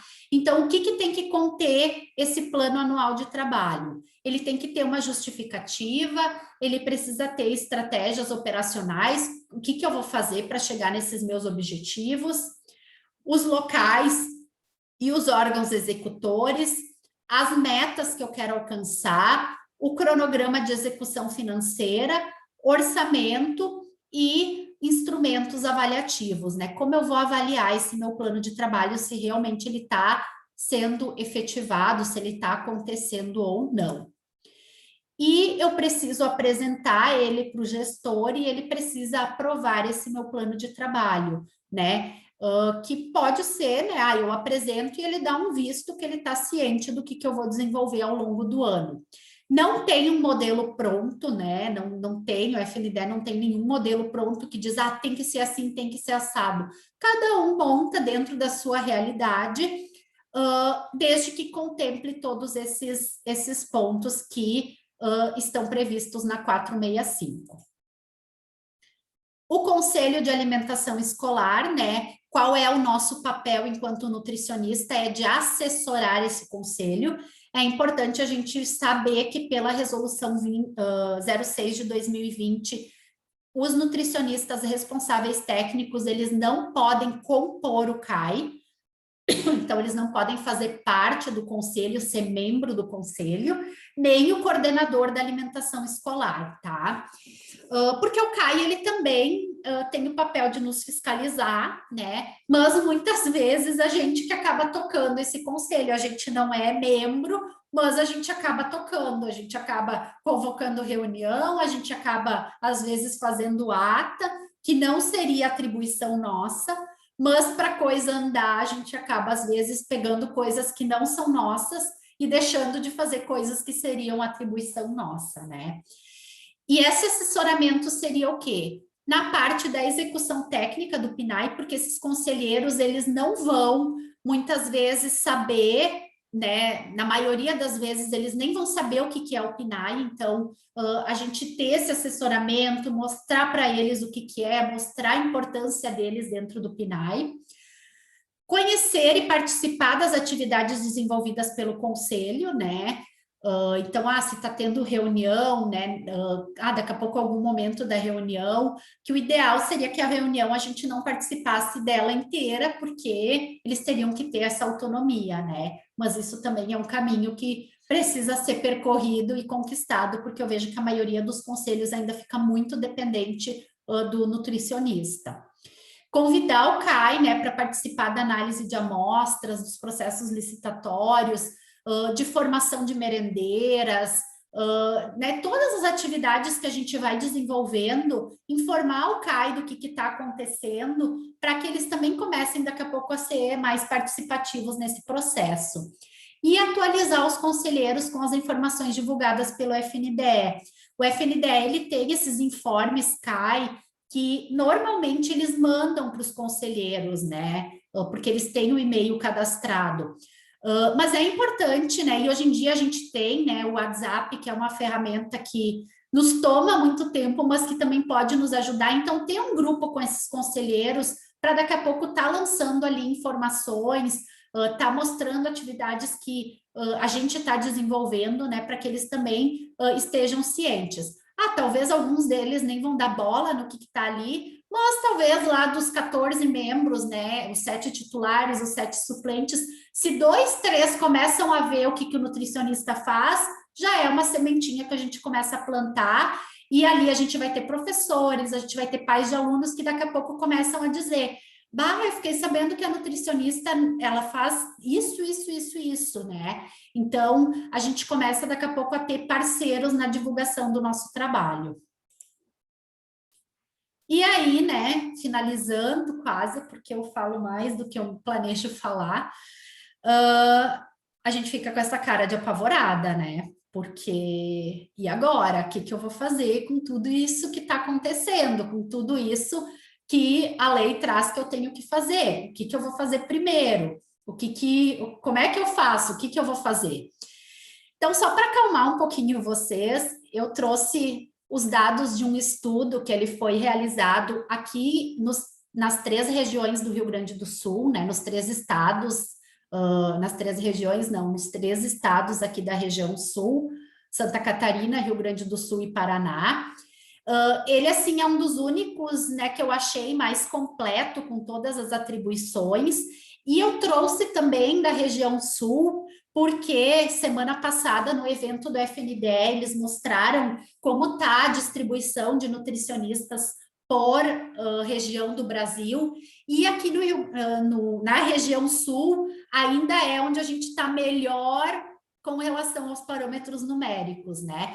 Então, para vocês se acalmarem um pouco e verem se aqui ainda está muito longe do que seria o ideal, mas aqui a gente está em torno 30% dos municípios atingem os parâmetros numéricos, né? Quando em outros estados, em outras regiões, esse percentual acaba sendo bem menor. Por exemplo, se eu não me engano, São Paulo, 15% dos municípios só atinge. Então, para a gente ver se aqui que a situação está um pouquinho melhor em relação aos parâmetros numéricos, a gente ainda não consegue fazer todas as atribuições que nos são dadas, né? Nos outros, quanto mais longe a gente está desse quadro técnico adequado, com certeza as coisas vão ficando mais difíceis, né? Mas não é para a gente desistir, não é para a gente se acomodar e dizer: eu não tenho o número de profissionais que eu preciso, então eu também não vou fazer. Não, a gente precisa fazer o que a gente consegue, a gente não vai fazer o impossível também, a gente não vai acabar com a nossa saúde mental se trabalhar em casa e trabalhar na prefeitura e em casa para dar conta de tudo, não. A gente vai fazer o que é possível dentro da nossa realidade, mas tentar sempre mostrar o que a gente é importante, né? Que a gente poderia fazer muito mais se tivesse um número adequado de profissionais. Então, o que esse estudo mostrou, né? Aqui é o percentual de adequação a todas aquelas atividades que eu conversei um pouquinho com vocês, né? Então, a parte de supervisão da higienização, 100% dos nutricionistas diziam que conseguiam fazer, cardápios, né, 98,3%, assessoria ao conselho, 95%, educação alimentar, 90%, mas o que mais aparecia em educação alimentar eram as palestras de forma isolada, né? Então, de realmente a gente pensar, era uma educação alimentar da forma que ela deveria de ser, né? Interação, a participação no processo licitatório, 89%, interação com os agricultores, 88%, né? Identificação dos alunos com necessidades alimentares, 81% dos profissionais diziam que conseguiam fazer, avaliação nutricional, 80%, teste de aceitabilidade, 74%, cálculo do cardápio, 63,8%, e elaborar o plano anual de trabalho, 61,2%, tá? Então, ali é o que estava, os parâmetros que estavam melhores. Em contraponto, 44% só dos profissionais disseram que conseguiam elaborar o manual de boas práticas e só 33,6% as fichas técnicas, tá? Então, sim, a gente tem muito ainda a caminhar, a gente tem muito espaço ainda para conquistar, E a gente, com toda essa legislação, eu acho, a não ser que a gente tenha o quadro técnico, todos os parâmetros numéricos perfeitos para colocar tudo em prática, né? Senão a gente vai fazer o que é mais importante e as outras ações vão entrando, né? Conforme a gente vai elaborando as mais importantes. Então, esse aqui é um estudo, né, de 2017. E tem um outro estudo, né, que foi feito com nutricionistas que atuavam como responsável técnica em municípios goianos, que ele encontrou uma associação positiva entre a elaboração da ficha técnica e o maior tempo de atuação no município. Então, isso também é muito importante, né? Essa continuidade do programa, que ela vai acontecer quando a gente, né, acaba tendo, geralmente, o profissional concursado, né? Que fique bem claro que eu não tenho nada contra, né, os contratos, as outras formas de contratação, mas a gente sabe que, por mais que o profissional ele possa ser excelente, ele possa fazer um trabalho maravilhoso, mas se teve eleição e trocou o prefeito, a pessoa vai sair e vai entrar uma outra pessoa que é do partido do prefeito que entrou. Então, e eu acho que isso é uma luta que a gente precisa ter para que a gente tenha, no mínimo, um profissional concursado em cada Secretaria de Educação, para que a gente tenha continuidade dos serviços.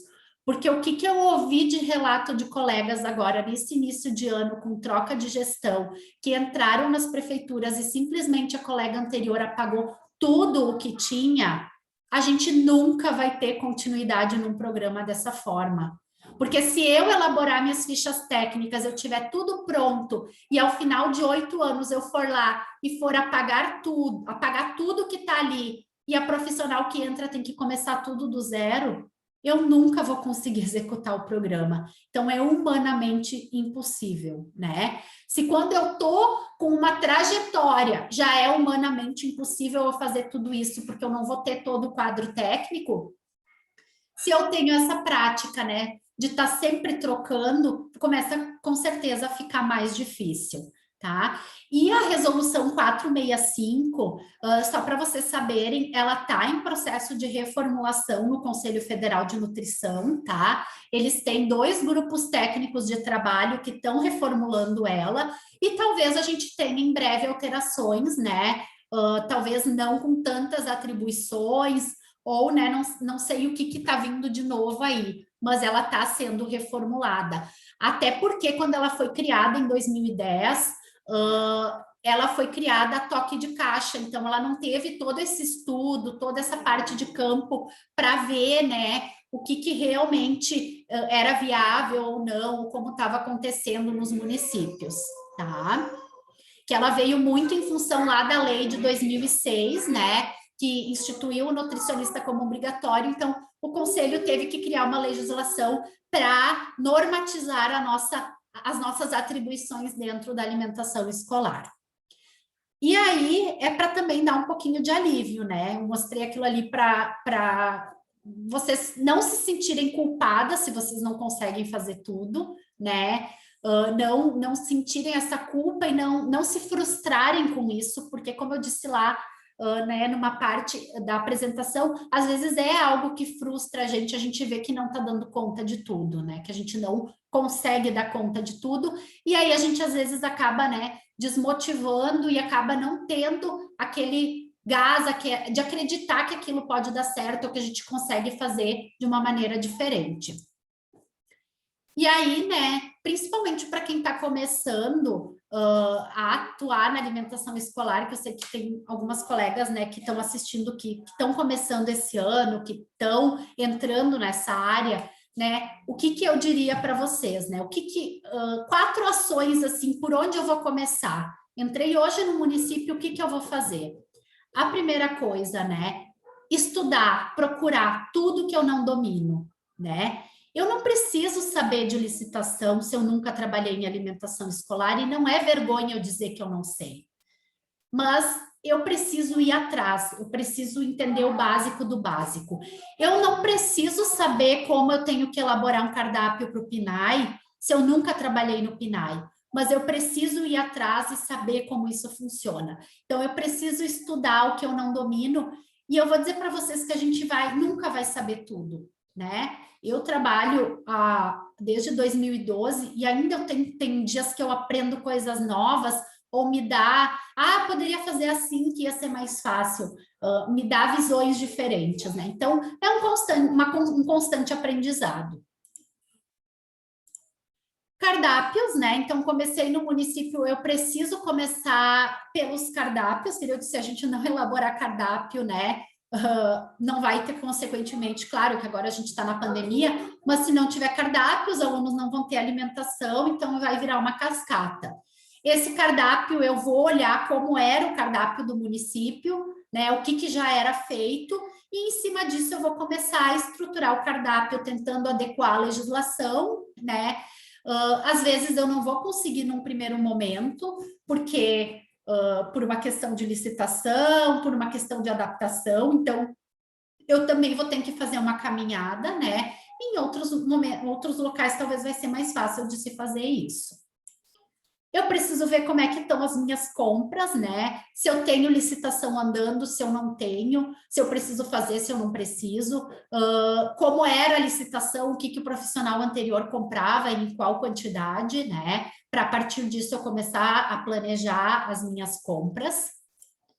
E, em seguida, depois de tudo isso, eu vou elaborar meu plano anual de trabalho para mostrar, para planejar o que eu vou tentar fazer ao longo do ano e para mostrar tudo que eu preciso fazer, né?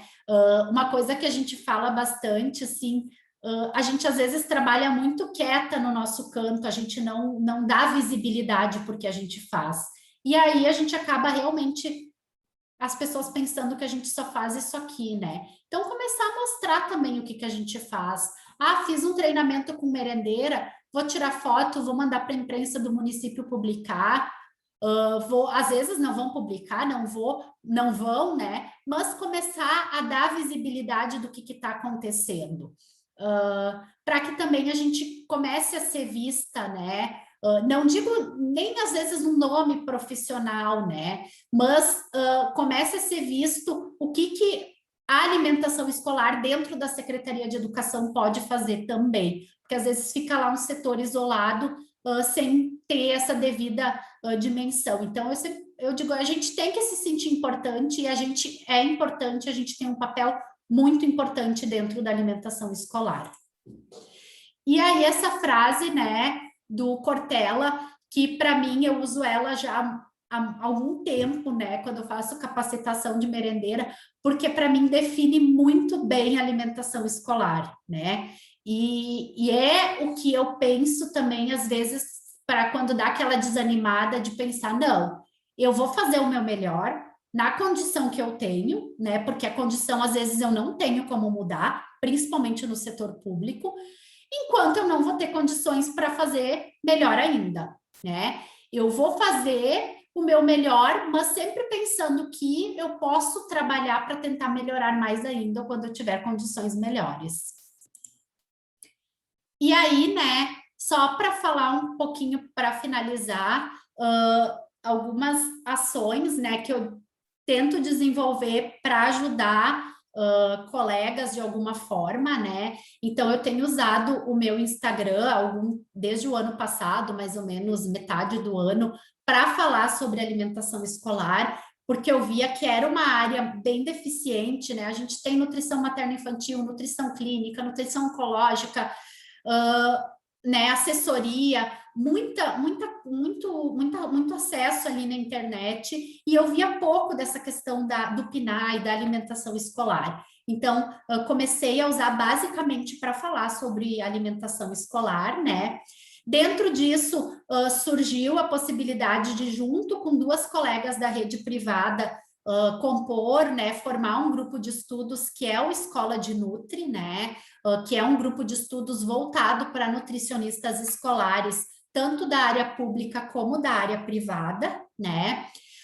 Tem os grupos, né, no WhatsApp, que eu chamo, né, eu dei o nome dessa minha jornada de Descomplicando o PNAE, porque justamente é isso que eu quero, mostrar para as colegas, principalmente que estão começando, que pode ser, né, não que pode ser simples, mas que dá para a gente fazer coisas legais dentro da alimentação escolar, né? Então, o grupo no WhatsApp e também, junto com isso, né, já fiz algumas aulas virtuais, então, e o objetivo agora é fazer mais aulas virtuais, trabalhando esses assuntos de uma maneira mais específica e mais profunda, todas essas atribuições no nutricionista na alimentação escolar.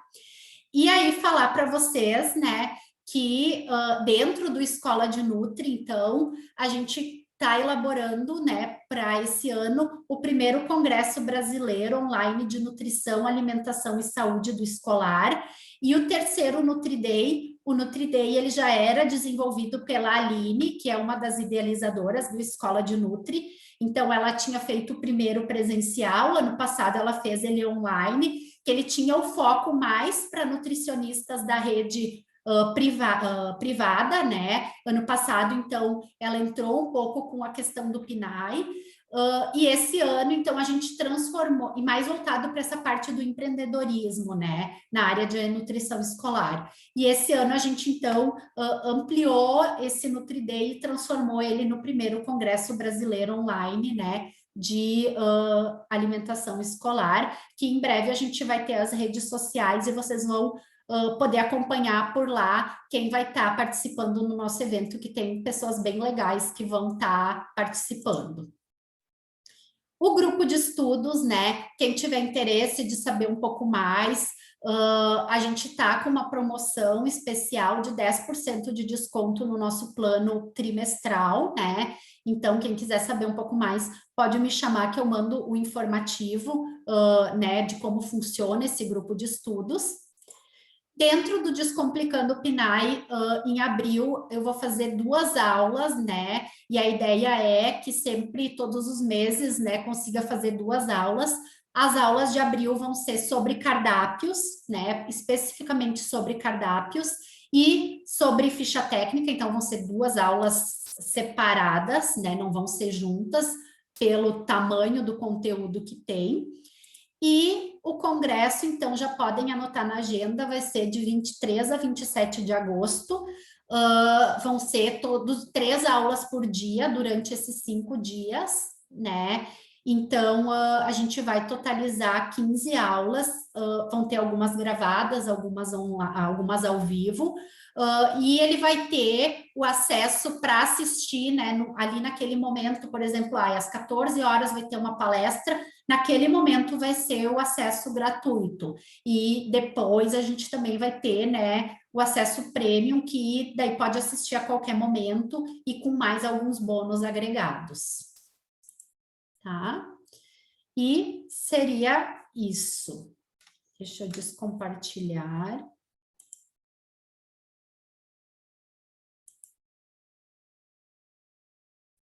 E ver aqui se tem alguma pergunta. Se alguém quiser também abrir e perguntar. Vamos lá em cima. Aqui.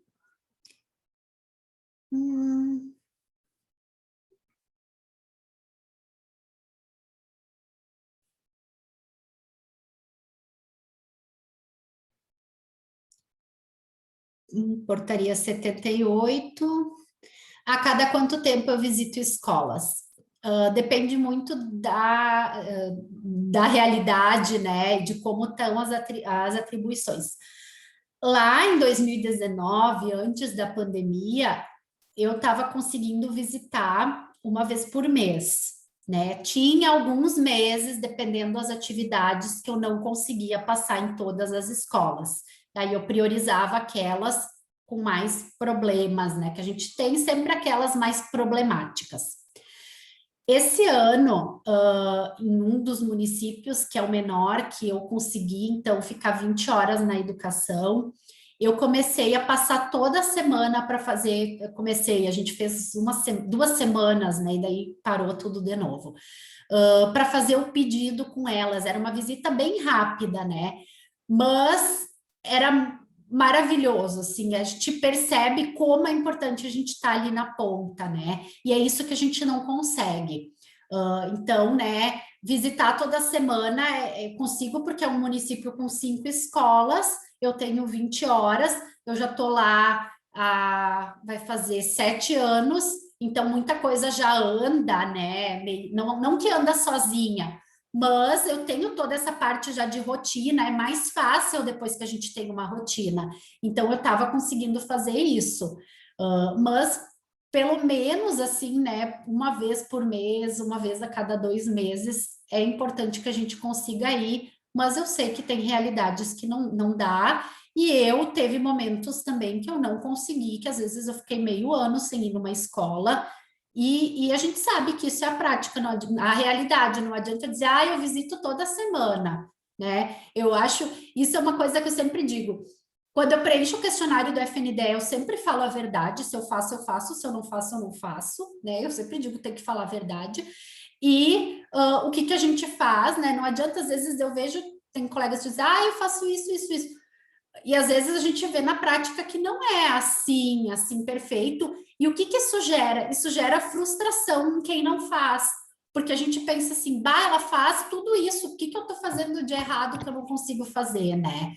Então, vai depender muito da realidade, de quanto tempo tu está no município, né? De como as coisas andam, né? Essa frequência das visitas. Mas com certeza, quanto mais a gente conseguir estar nas escolas, melhor, né? Porque a gente começa a ter um vínculo também.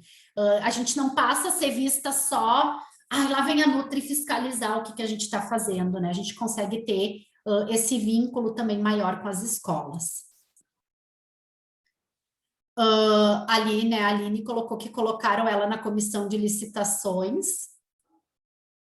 Na verdade, né, não tem nada que obrigue a gente a fazer parte de comissão de licitação, é uma atividade administrativa, né? Então, participar da abertura dos envelopes, isso também eu já fiz, de ficar lá junto, de acompanhar, de ver como é que é, mas como participando, né? Não olhando, assistindo, não participando efetivamente. A comissão, a gente fez através de portaria, tá? E aí, sempre quando tem reunião, é feito ata. Prova de concurso para nutricionista de PNAE normalmente não entra pouco e nada, né? Geralmente cai português, informática, legislação e alguma coisa, e conhecimentos específicos, mas que é muito amplo. Dificilmente assim cai específico, mais específico do PNAE, né? Mesmo que é um concurso para educação, às vezes não cai nenhuma questão de alimentação escolar, né? Ele acaba sendo, às vezes, questões bem amplas e às vezes coisas que a gente, o detalhe do detalhe, né? Que está lá no Krause, lá o detalhe do detalhe, às vezes cai no concurso, né? Por isso que eu digo que, claro, o concurso tem a questão do estudar, mas a gente não vai conseguir estudar também toda a bibliografia que está ali. Então, tem questão de prática, né? Quanto mais eu faço, mais prática eu vou pegando e vou vendo onde é que eu tenho mais dificuldade. E eu digo que entra um pouco a questão da sorte, sim, de cair questões que a gente domina mais, né? Porque às vezes tem coisas que a gente tem uma afinidade melhor e que a gente domina mais dentro da nutrição, porque cai de tudo, desde boas práticas até a doença mais específica que tem lá na nutrição, né? Eu já peguei prova de concurso com coisa que eu nunca tinha visto na vida, né? Então, é bem amplo. Estagiário de nutrição pode fazer avaliação nutricional, sim, e é bom para eles pegarem a prática. Claro que dependendo, né, seria bom, por exemplo, acompanhar a primeira avaliação para ver como esse estagiário faz, porque dependendo, né, de como ele está na graduação, se ele nunca fez isso, ele pode às vezes ter dificuldade no início. Então, uma ou duas escolas, daqui a pouco tu ir junto, acompanhar, e depois com certeza ele pode fazer, né? Sem sombra de dúvidas. Soraya. Ali, né? A Soraya está fazendo tudo novamente. A Maria também, olha, foi muitas colegas colocando dessa questão de apagar tudo.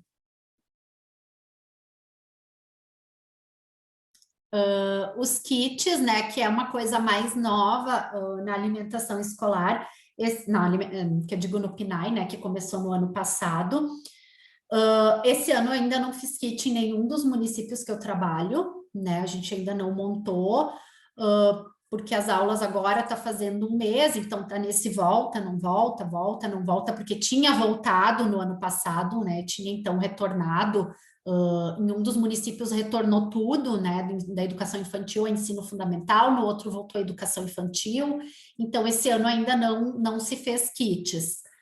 Está se aguardando, né, eu e a Elisandra agora, lá em Encantado, a gente deu até final de abril, se a gente não voltar, não voltar nada, a gente daqui a pouco vai começar a organizar, e no outro município ainda a gente não tem nenhum planejamento, né, de começar a questão dos kits, que como é um município menor, provavelmente assim que for autorizado, eles vão retornar, porque, né, é de interesse deles e é pequeno, então é mais fácil, às vezes, de fazer algumas coisas.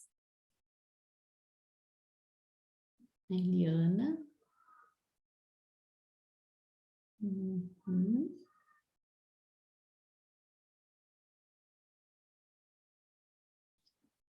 A Aline ficou um ano e meio com a sala de trabalho numa escola e com mais duas bem próximas. Tem alguns nutricionistas que não ficam na educação, né? Ficam nas escolas. E com certeza a gente consegue ter essa questão do pedido que eu disse para vocês, né? Eu comecei a trabalhar primeiro em Encantado, e lá, assim, elas pediam muito cancelamento na semana de pedido. E quando eu comecei em Capitão, elas não pediam cancelamento de nada e eu achava aquilo tão estranho. Eu pensava, meu Deus, mas sempre dá tudo tão certo. E fazia o pedido, elas mandavam para o mês inteiro o pedido de, né, para a semana, o pedido de perecíveis. E aí, aos poucos, né, fui trabalhando isso, porque elas vinham de uma cultura que tinha que pedir aquilo e era aquilo e não podia mudar, né? Então, fui aos poucos mudando essa cultura de que elas podiam cancelar, que se não, né, não, se estava sobrando, era para cancelar o pedido da semana seguinte, era para alterar, né? Então, comecei a mudar essa cultura em 2019 que eu vou dizer assim que começou a funcionar mais perfeitamente a coisa, que daí a gente toda semana eu mandava para elas, ó, o que vocês precisam cancelar, e esse ano com né, indo nas escolas, fazendo com elas, a gente vê elas pedem às vezes por medo, às vezes elas não têm, não se dão conta, né? De olhar o que tem quando vão fazer o pedido. Então, tem N situações. Então, esse contato mais próximo, a gente também ajuda elas questionando. Tu acha que tu precisa de ovo ou isso que tu tem na geladeira é suficiente? Realmente, será que precisa mandar mais carne? Ou essa carne, será que não dá para a gente fazer o cardápio, né? Cumprir o cardápio. Então, é bem importante isso, esse contato mais próximo. O do ano passado, no fim, ele ficou meio assim, né? Eu não refiz ele, porque a pandemia começou, né? Foi feito como se tivesse período normal. E o desse ano, a gente planejou ele como se fosse voltar tudo, né? Mas pensando em atividades de educação alimentar e nutricional de forma remota, né? Isso a gente já previu, então, fazer de forma remota. Mas o restante, cardápios, assim, tudo como se, com a perspectiva de que vá se voltar às aulas presenciais, até porque aqui no Sul a tendência é que volte, o que está esbarrando pelo governo, né, poderia voltar, mas a gente tem uma liminar judicial de uma juíza que proibiu o retorno, né, da educação infantil e de séries iniciais. Claro que daí vocês têm que ver como é que eu sei que tem estados que já decretaram que até julho não volta. Então tem que ver como é que está a realidade no estado de vocês, né? E daí prever dentro desse plano anual. Eu fazia pedido junto, Uhum. Voltou para a educação. Quando eu comecei lá em Capitão, A nutricionista, a nutricionista anterior a mim ficava na saúde, ela trabalhava, fazia saúde e educação também, mas ela não tinha nem, ela ia visitar a educação só e visitar as escolas, a sala dela era na saúde. Então, vocês pensam, né? E aí isso se confunde as atividades, não tem, ela estava lá, quando via alguém agendava paciente, então, tem que estar vinculado à educação, ou numa escola, ou na Secretaria de Educação, né? Não tenho nada organizado a respeito de fazer pedidos para mais tempo, planilhas ainda. Essa questão de planilhas, né? Isso tudo também a gente vai ao longo do tempo montando e copiando. Eu digo, ali que nem o FNDE tem muitos documentos prontos, a gente tem muito material compartilhado por colegas. O que que eu tenho que fazer? Um filtro. Se eu posso usar aquilo ali tal qual a colega compartilhou, ou se eu preciso fazer alguma adaptação para a minha realidade, né? Mas o que já está pronto, eu não preciso quebrar a cabeça criando, não é vergonha eu copiar, né? Se a colega compartilhou, não é vergonha eu copiar dela. Eu não criei tudo da minha cabeça também, muita coisa foi montada de outros materiais que já existiam, e aí tu vai adaptando algumas coisas, né, para o teu perfil ou como tu gosta de trabalhar.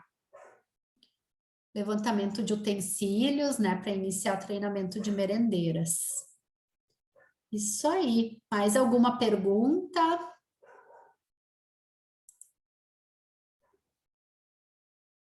Alguma dúvida?